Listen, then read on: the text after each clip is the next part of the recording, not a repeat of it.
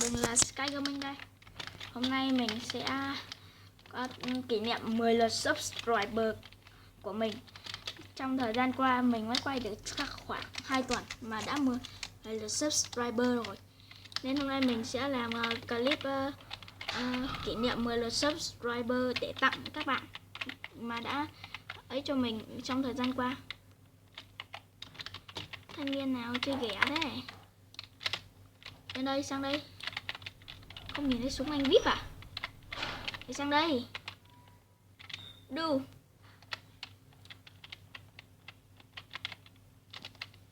Đu. Mày rồi, tao ăn được băng đạn nữa là thôi, là mày đi rồi. Danh hiệu luôn.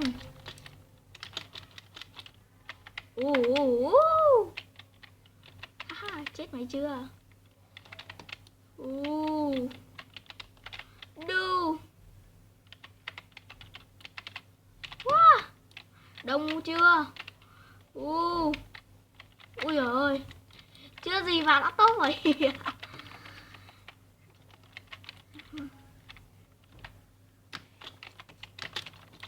Ra ngoài. Đi săn luôn. Hồi này xả đạn xuống.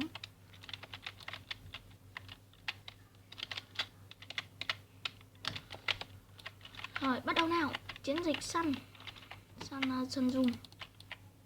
Chết mày chưa thằng ngu.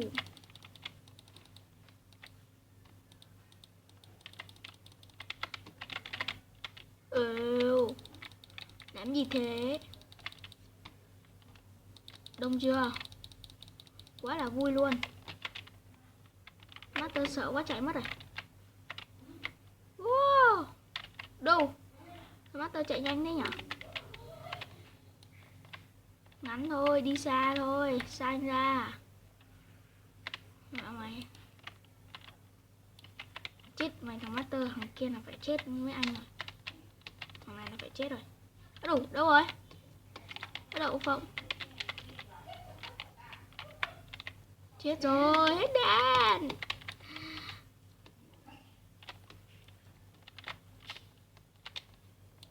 Ui, chết toi rồi. Xả một băng. Khẩu này đặc biệt là kết cấu xả đạn mắc phê rồi. 50 băng, 50 trên một băng. Khẩu này ai chơi chắc top rất là nhanh. Ôi.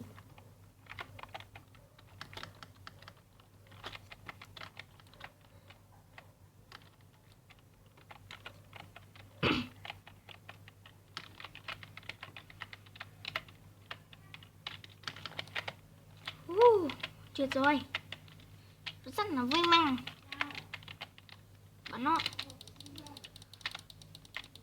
Bắn vào đầu ấy, đau. Tiếp theo của mình là khẩu Infinity nữa thì thôi rồi, Master thua đi là vừa. Thầy đã nuôi kẹt. Lao. Bơi hết vào đây.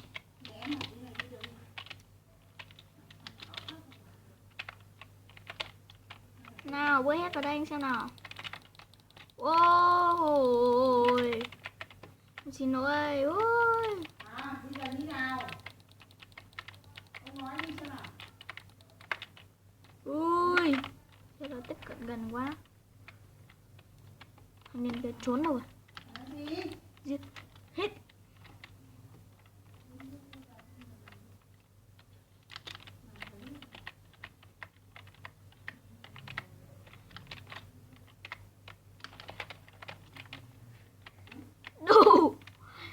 Đậu vọng thanh niên trốn ở đấy. Xem nào, bắt đầu nhảy từ con nhảy kết là nhảy từ cái tay bên đây à? Sao đến cái mũi à? Đậu. Ui khó lên thế. Mình thử cái skin buckle của Dark Killer 99 anh Cyrus Gaming chỉ mà. Ui giời ơi khó quá. Ôi. Rồi, đây lòi con ngoài. Đây là ván cuối. Sắp hết ván rồi. Đấy, quá hay. Một pha vẩy. Binh đi.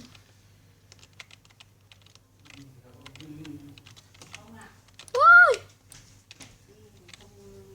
láo. Quá là láo. Ui, con này mạnh quá.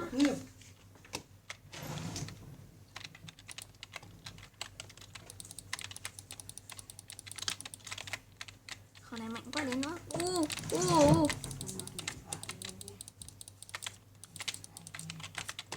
bị hai thằng này nó ép làm sao mà chạy được. Ở đây ơi, trốn đi đâu được. M249 à? Leo. M249. Chín cái gì? Ở đây gà chết. Ngu chưa? Đứng đây vẫn nhạt nhạt. Còn mỗi mình.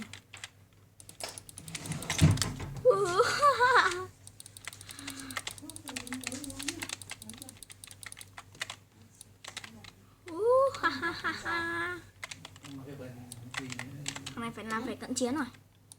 Thằng này là phải cận chiến rồi. Ủa. Thôi chắc là mình cắt tại đây. Vâng, mình đã trở lại. Thằng này cứ lấy lại cái phòng vừa nãy thôi. Đấy, bắt cua quá hay. Mình trượt đi. Bây giờ ơi. Trên này thì chắc cái gì nữa. Đây rồi. Đi đâu thế? Chẳng biết nhìn sau gì vậy. Thanh niên này, thanh niên sống lõi. Quá là lõi luôn. Biết nó cầm khẩu gì ở đây này. Infinity. Ui ôi. Thanh niên sợ quá mà rơi rồi. Còn thanh niên kia không biết như thế nào. Chết luôn. Tưởng là thằng kia vẫn hay thế nào.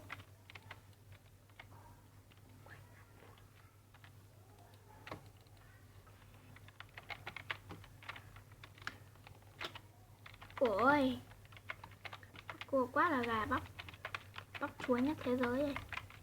Đó, anh Yên hai kia. Anh đây mà. Quá thanh niên kìa. Nào, thêm thử xem nào. Rồi, mất tốt rồi. Quá là hay luôn. Đi săn thôi. Lắc quá. Nào.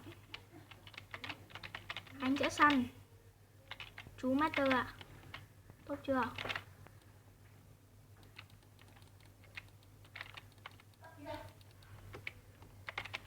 Cận chiến. Ủa, móc.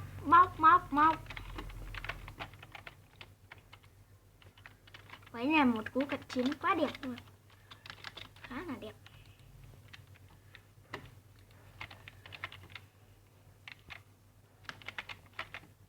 Ui, quá hay luôn. Địch này VIP như vây mà cũng chẳng có giáp. Có nên săn không?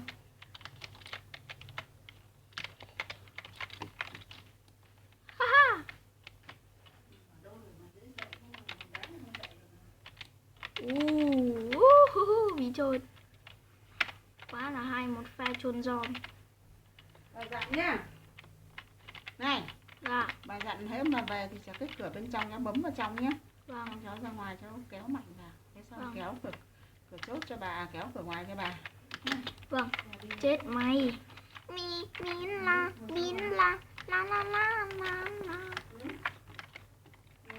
tụt ngã như nọ bây giờ. Đâu rồi?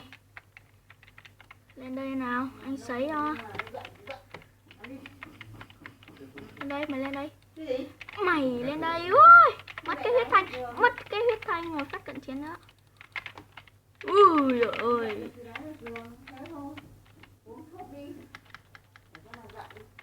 Ui ơi. Quá là hay luôn. Một ván mà đã lên top quá nhiều tìa.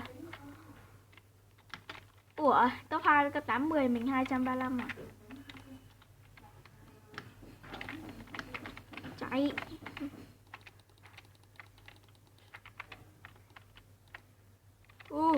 Master đâu ra thế? Để ngăn cho. Đúng rồi. Thế mới ngoan.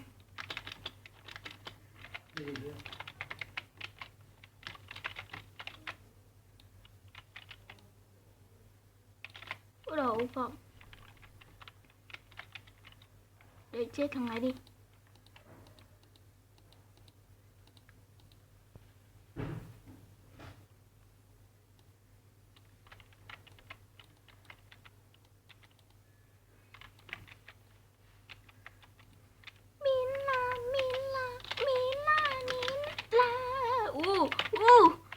Ức chế chưa? Đỏ rồi kìa.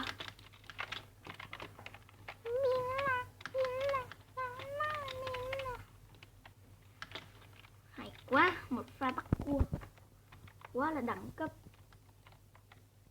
Thử cái gốc lác nè.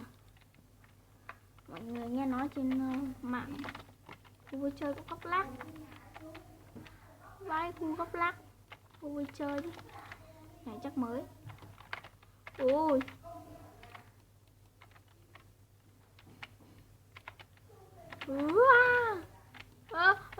Ở đâu rồi? Ui may quá. Ui. Không thể chôn được. Mạnh quá. Đâu rồi? À đây rồi. What the fuck?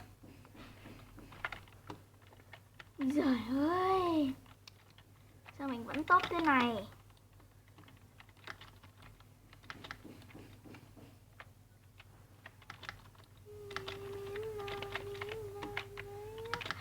Chết mày chưa? 2 cu.